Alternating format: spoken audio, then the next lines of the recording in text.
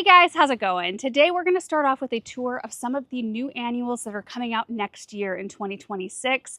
When we are done taking a look, we're going to grab a few of these and we're going to get them planted. You can see them all lined up here in the high tunnel. They're looking fantastic. Let's just take a quick walk down the aisle. They start here with these Superunias. Look at the bright red, my goodness. And we keep going all the way down to the Cascade Red Beonias right here. Usually when we're talking about the new annuals for the next year, I don't actually have them in hand. And I wanted to wait this year until I had them. We've had them in the high tunnel here for over a month. I just wanted to see what the colors are like in person and what the growth habit looks like. It's completely different talking about them prior to seeing them as opposed to having them right here in front of me. I love it. And we've got some really interesting ones. I've actually been able to grow the Agastaki here. There's two different varieties, Maestro Coral and Maestro Gold. I was able to trial them last year, but I couldn't talk about it or show it. Occasionally we get some plants to trial really early. So I've got some actual experience with two varieties, which is really fun. That's not always the case. So I thought it would be fun just to spend a little time in here this morning, just relaxed, looking at these plants. I'll show you some close-ups and just share some of the things I know about them. So let's start off with these two new varieties of Superunia. We've got Superunia Cool Jazz, and then we've got Superunia Mini Vista Pink Cloud. And as with all other Superunias, these are all self-cleaning. They do not have to be deadheaded. They bloom from about the moment you plant them all the way through a good portion of fall, depending on the year. Sometimes we've had them still blooming in November. So the Cool Jazz is just a really unique color of pink. It's very icy. They call it an orchid pink. And it grows much like the Vista Jazzberry. So if you have tried that, which is a very vivid pink, this is just a kind of a different color version of that Superunia. And I think this one would pair really well with, of course, cool colors, your purples, cool pinks, white, soft yellow. I think this would be really pretty with those sorts of colors. And then the Mini Vista Pink Cloud. So you can tell a difference in bloom size. Mini Vistas typically have a little bit of a smaller bloom, but this one I've never seen a Mini Vista that has this shape of bloom. It's kind of ruffled on the outside. And it's this bright kind of cotton candy pink with a whitish yellow eye. And whenever a flower has that, I've said it lots of times, they look kind of like they glow and they're just so vivid. Almost star-shaped, really. And in my experience, the mini vistas versus the other vistas, the traditional vistas like Vista Bubblegum, Vista Jazzberry, Vista Fuchsia, those are enormous. They almost turn into kind of small shrubs in the garden. They just grow super huge and they grow a little bit taller. Mini vistas, for me at least, stay a little bit shorter and they kind of mat out a little bit more. But the bloom to leaf ratio is insane. Most of the time, especially after like the first week or two of planting, usually they're just getting rooted in at that point. But once they get, find their stride, you pretty much just see blooms. You don't really see green. They're amazing performers. And then we've got a sweet potato vine called Sweet Caroline Medusa Black. They have these just kind of like spread out palm-esque looking leaves, really interesting texture, and they kind of like billow out of a container. You know how a lot of other sweet potato vines have like a very viney sort of appearance? With the shape of these leaves and kind of how they come out of the stems, which the stems seem very strong to me. They have more of a thick sort of billowy presence. I don't know another word to describe it. So anyway, you can keep these in check by trimming them just like other sweet potato vines, but they are supposedly, I haven't grown this variety, but they are, a really quick kind of aggressive grower. So you can let, the plants kind of figure it out with each other, or you can keep it trimmed and a little bit more in growth check, which I think is what I'm going to do with the Medusa Blacks I planted in that hydrangea container by our brick patio. And I think what makes this plant for me, see the interior, like the brand new growth is chartreuse. So it adds just a tiny bit of light in there, a little tiny bit of contrast, which makes the dark color stand out a little bit more as opposed to if it was completely black. It might almost look like, how dark colors recede and can kind of look like a shadow or a hole. I think having that little brightness in the center is super helpful to combat that. Okay, so now this isn't a brand new plant, it's just an improved variety. This is a Skavola Whirlwind White. And something interesting about Skavolas that I've learned over the years is that their landscape performance is amazing. I always thought of them as like a hanging basket sort of filler. They're a really good one for incorporating with others. They don't bully other plants out, but I planted them in the landscape a few years ago. I think it was when we tried the moon garden over on the west side. I planted some at the very end and I thought, well, we'll see how these do. And they outperformed some of my other things that I put in there. I was amazed. And I think what made me skeptical is that a lot of time when you're initially getting Skavola, they kind of look like this. I'm trying to get it out. They kind of look like this, like, you know, a little bit underwhelming. There's not a tremendous amount of color on them. And again, it's one of those things, you get it in the ground, give it a week or two of heat, and they just load up with color. And you can see all the new, like, you know, stems and growth points here. They were just a real surprising one to me. But these, just even sitting here in the tray, I can tell they have a little bit more strength, like upward kind of growth than some of the other varieties out there. And the blooms are pure white. Aren't they beautiful? You can tell some of these are wanting to get out. Maybe we'll plant some of these today. And then, oh my goodness, we have this James Britannia called Safari Lava Flow. This is also known as a South African garden phlox, a really good drought tolerant, heat tolerant, low water use annual that takes the place of Bacopa. I don't know if you're familiar with Bacopa, but they are a kind of a dainty trailing plant that either have like a little white bloom or there's like a pale blue or a pale pink. But they are a type of plant that if they dry down one time even, they have a really hard time recovering, and sometimes it just makes them fizzle up and go away. So to have something that can withstand, you know, a dry down and actually prefers it is really nice. Now I do have experience with the other ones, the other James Britannia in the Safari line. The Dusk, which we have in containers in the landscape already. I just planted Safari Sky out yesterday, and there's Safari Dawn. I don't know if I'm forgetting one. I think there might just be 4. Anyway, so this is a very vibrant addition to the James Britannia line. Like, whoa. If you are a red fan with this has a bright yellow throat, this one would be a really good option. And I have noticed, and I was reading up on the website, and they don't recommend, they say it's good for upright containers and hanging baskets and things. They don't say anything about landscape planting, but I plant them in the ground, and they do really, really well for me planted like that. And they bloom from planting all the way through fall again. And it's interesting because I didn't even know about James Britannia. I hadn't even heard the word James Britannia until about 2 or 3 years ago when the first one came into the Proven Winners line. And from my understanding, they had trialed James Britannia for like 30 some years. And they said it was just like on the edge of being an amazing plant, but they were just trying to, you know, breed the plant to where it had great performance and great growth habit and all of that stuff, because it needs to have all of it in order to enter the line.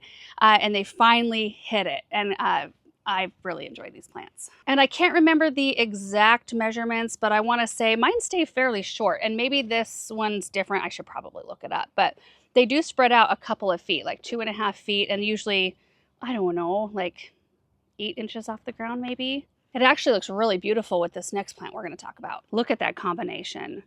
This is a semi-succulent. It's called Delta Silver River. And it's got these really thick, furry, soft leaves in this icy blue color, which I love. And I did use some of these behind our Hartley in a couple of low urns, along with some calla lilies and wire vine. And they're doing great. And what I'm noticing, I don't even know that they're grown for their blooms, but it's forming blooms right now. And of all the annuals we have here in our lineup, I think the Delta and the James Britannia are probably our most drought tolerant, lowest water users. I think they would just do beautifully together. We might have to, even though, I don't know, we could put this maybe near the Hartley where I've done some red. Maybe we could try a combination container and see what happens. But these are kind of a spreading filler. They'll grow up about 1 foot tall and spread out upwards of 2 feet. And if that's the case for the urns behind the Hartley, I'm gonna have to do some trimming if they really like it and start spreading out that much. Okay, so now for the Agastache or hummingbird mint. Some people pronounce it Agastache. I think it depends on your region. Anyway, we've got the Maestro Coral. This one's looking particularly beautiful. And the Maestro Gold. And like I said, I had a chance to grow these last year. They did add some nice color. And the interesting thing that I've noted is that I've had some of these return. So they're technically an annual, but maybe if they really like their spot, they will come back for you. I love the way that this plant smells. I love this color. It's kind of like a peachy iridescent pink. And with the really soft sage green of the leaves, I think it's just a beautiful look. And the gold is a striking look. I had this, where did I have it behind? Ooh, I had it behind some Superunia Mini Vista Ultramarine. So that deep purple with this gold color was really nice. And these both will grow about 2 feet tall and will spread out about 18 inches. And you guys, the pollinators love these. The hummingbirds love them. bees, butterflies. It could be the color, it could be the tube-shaped flower. I don't know, but they love them. And then there are these. I forgot about these. These are super low water users too. But anyway, I love this new Super Bells. It's called Super Bells Magic Double Grapefruit. Isn't it beautiful? It looks gorgeous with this Calliophysis right here. So this is like the Super Bells Pink Lemonade, but in double form. So it starts off, you can see these younger, well, right here, this bud is yellow, opens yellow, and you can see a little bit of pink coming in, and then more pink, and then look at what it transforms into. So it looks like you've got, you know, a couple of different varieties planted together when it's just one. And I think the color is really pleasing and soft. And I think this one could go either cool or warm, depending on what you put it with. I think it could play either direction. And these, like all other Super Bells, like to dry out a little bit between watering. They don't need a ton of water, and they are self-cleaning. You do not have to deadhead them. I haven't even touched these. And if you look in here, you can see little dead blooms. But what happens is the plant will grow out, flush new blooms, and then as those are starting to fade, it'll push more growth and kind of cover over the top of the dead blooms. I just think it's so pretty. I don't know how to choose a favorite, but I think this one is really close to being my favorite. Then we've got the beautiful Calliophysis Superloaf Sunglow, also called Texas Primrose, super heat and drought tolerant, will bloom like this throughout the whole season. Isn't it pretty? I mean, contrasting the beautiful feathery foliage here with those massive yellow blooms, I'm excited to plant this one. It looks gorgeous with this one. It looks gorgeous with that one. Yellow just is so versatile. And they grow quite large, like 2 feet tall by 2 feet wide. This right here is one plant. Isn't that awesome? Oh my goodness. And they attract all the pollinators. I mean, what pollinator would not be attracted to a flower that looks like this? Okay, 2 more. This one right here probably looks very familiar to you. It's called White Knight. It's a lobularia, or sweet alyssum is the common name. And this is an improvement on an older variety. And I could tell immediately when it started to bloom the difference. The blooms are huge compared to the older variety. I mean, they're huge and pure white, and they just cover the plants. They're just a crazy grower. That's one plant right here. And they grow about 1 foot tall, and they spread out at least 2 to 3 feet. And I've had like the older version of White Knight even get bigger than that. They are just incredible. And this one looks really pretty next to the Cascade Red Beonia, which is a crazy begonia. It trails up to 3 feet. Can you even imagine? I have not seen one that will trail that big. I don't have any experience with this particular variety, but I did see a picture. They'll grow about 18 inches tall and can trail down, so really good for hanging baskets or like a taller container, but I just can't imagine having a begonia that trails that big. And a really nice thing about any begonia in this line is that they've got a really glossy, high luster leaf, which gives them a very fresh appearance throughout the whole season. You don't have to deadhead them. They bloom pretty much nonstop, and they're just an easy keeper. They don't require a lot of water or a lot of fertilizer. They're really good for very different light requirements. They can go from shade to sun, and you can pair these because of their more aggressive growth habit with Superunias or sweet potato vines, and they're gonna hold up. So there you have it, some of the new annuals for 2026. They're looking so good. And a few of these didn't have much color on them when we received them early on, because it was, what, the last week of April that we got them. It was still pretty cool out. And I wanted to wait both for myself to see how they would do in here and for you guys, because I wanted to show you what they look like in more full color. You really get a little bit better of an idea of what the plants have the potential to do. So we are gonna grab a few of these things and we're gonna take them out to the garden. These are impressive.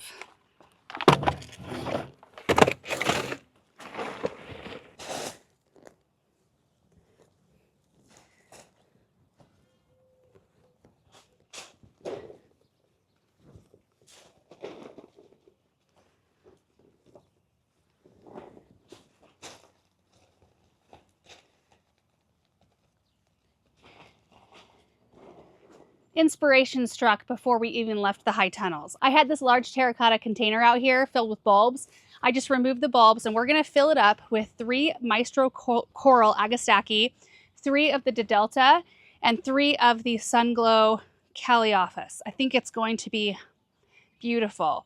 once I get it planted, if I feel like we can tuck some of those grapefruit super bells in, we might do that. We are going to move this out into the garden too. Just thought it'd be easier with all the plants right here to put it together while we were still here. And these are all in those compostable pots right here. But they do recommend that you take the plants still out of the containers because it does take a little while for them to break down. But the fact that they will break down is pretty cool.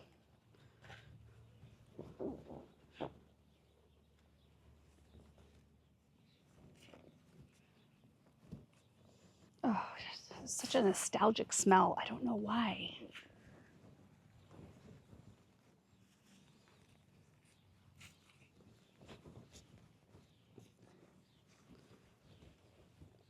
Oh, I think we have room. And I think this blends the two colors, Maestro Coral and Sunglow, into the same plant. Oh, it's so pretty. It's so pretty. I love it. Oh my word. Oh, this right here is probably one of the more colorful, drought-tolerant containers I've about ever seen. So beautiful. Let me give you a close-up look. Look at how gorgeous that is. So we will get this out of here and put it in a sunny spot.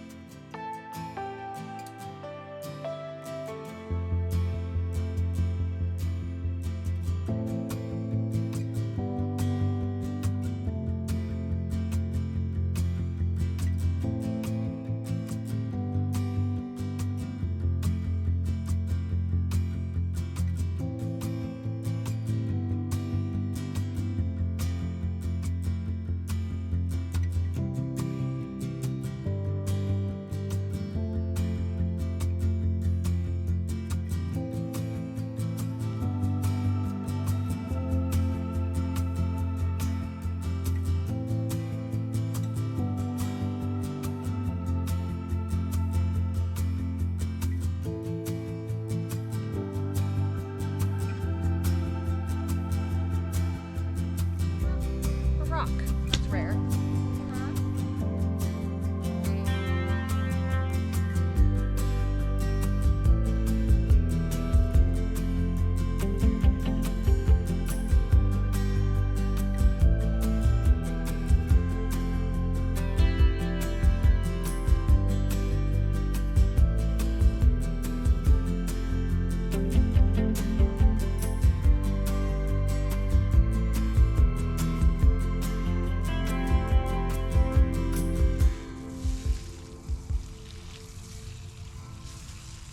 Okay, first spot is done and I love it. It's so pretty.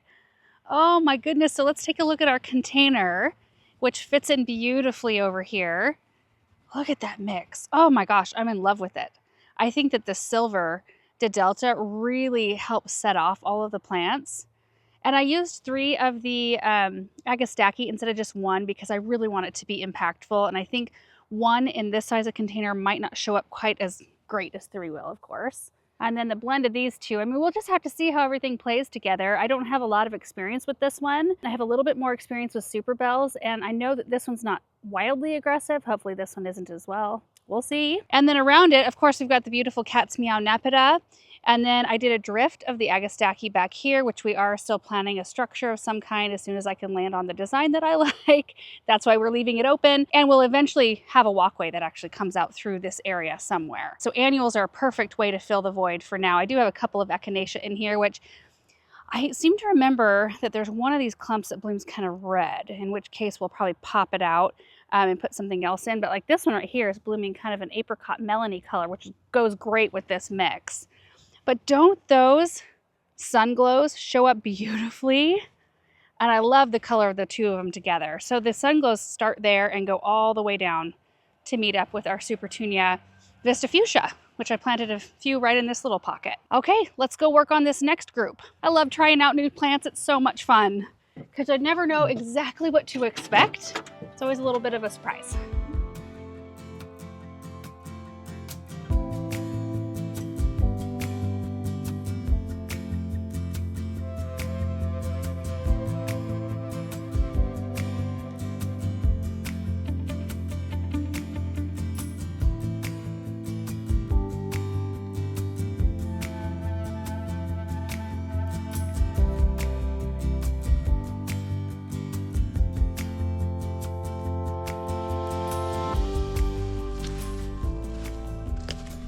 Second little group right here, we've got the White Knight Alyssum, kind of dotted throughout, and the Mini Vista Pink Cloud Superunias. I think this will be a really fun little spot. We've also got some Invincible Ruby Hydrangeas that we popped out of our containers in the Persephone garden this spring, and they're doing great. In fact, this one's got buds all over on it. This is the Chatalpa we cut way back. I think the colors here are going to be really nice together. This has got a little tiny bit more warmth to it than the other Superunia, so I think it'll go real well in this space. Look at this Agastaki. This is a perennial type. It's gorgeous, isn't it? The bees love it. Okay, we're gonna go put these super bells in a container next, and then we'll get these in the ground. Okay, so right over here where we planted the Dragon Slayer yuccas in these containers, I think it could use a little bit of color. And I think that these will do really well together because neither of them want a tremendous amount of water. So I kind of want to try it.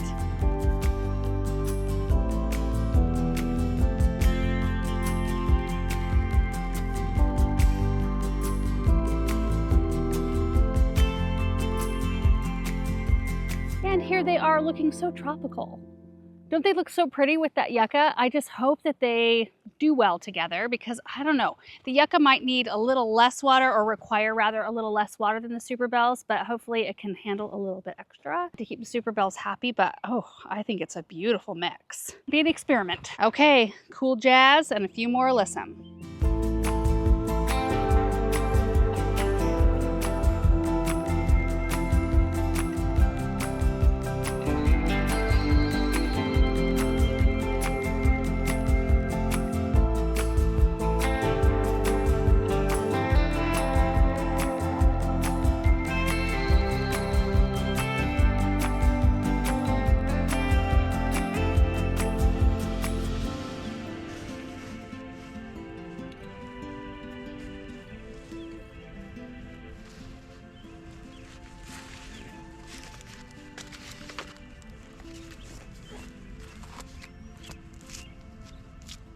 And there's our last patch of annuals. Don't they look pretty right there?